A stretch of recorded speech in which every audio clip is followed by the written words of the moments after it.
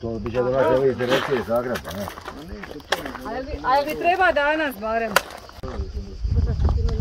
Njega sam nije agencija za sve.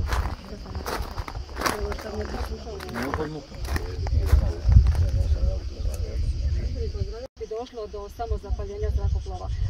Cessna je inače registrirana u Mađarskoj.